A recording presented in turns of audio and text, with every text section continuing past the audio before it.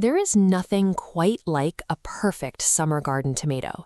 You slice into it and you get that deep red color and concentrated sweet aroma that a grocery store tomato could never match.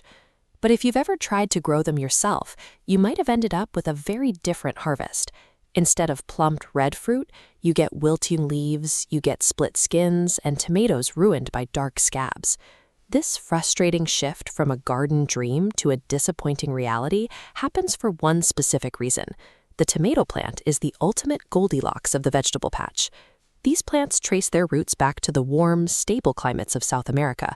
When we drop them into the short, erratic summers of Zone 5, they easily get stressed. They expect an environment that feels exactly right. Getting a great harvest doesn't require a magical green thumb. We just have to master a few rules of consistency to give them the home they're looking for. The first requirement is light. Tomatoes need 6 to 8 hours of direct, full sun every single day to fuel their growth. When it comes to feeding them, a common mistake is using fertilizer heavy in nitrogen.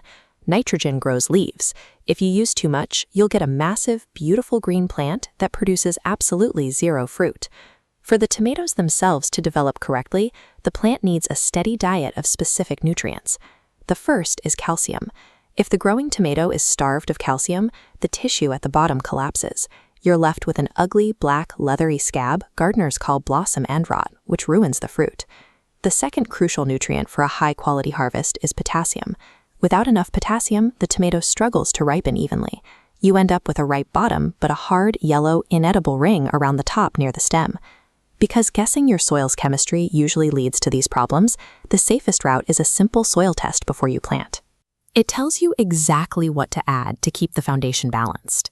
Even with perfect soil, beginners often trap their plants in a stressful cycle, letting the dirt completely dry out and then soaking it with a massive flood of water.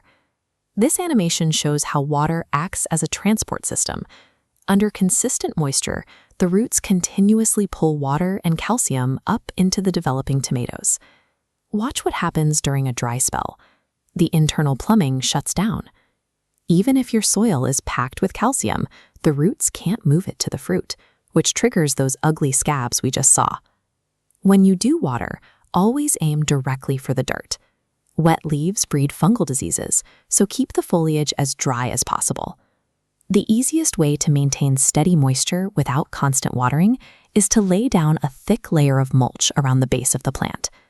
Mastering how much your plants drink keeps the nutrients flowing and protects your harvest from failing. Finally, we have to look at the weather.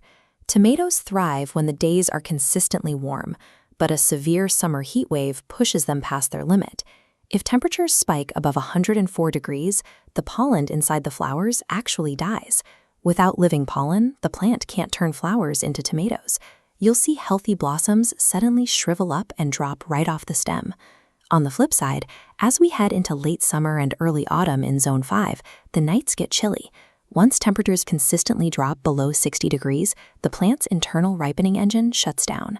We can't control the weather, but knowing these upper and lower limits tells us exactly when we need to step in and help the plant out. So we have our just right environment: soil balanced with the right nutrients, a steady supply of moisture at the roots, and an eye on the thermometer. Because this plant is going to get heavy with fruit, tie the main stem to a sturdy stake or trellis. Keeping the branches off the damp ground goes a long way in preventing rot. And as the autumn frost approaches and temperatures plummet, you have one final trick to save your crop: the pink harvest. You don't have to leave the tomatoes outside to turn red. As soon as a tomato shows its very first blush of pink color, pluck it off the vine and bring it indoors. It will finish ripening perfectly at room temperature. When you focus on environmental consistency over luck, you stop being a gardener who hopes for the best and start being someone who reliably grows incredible tomatoes.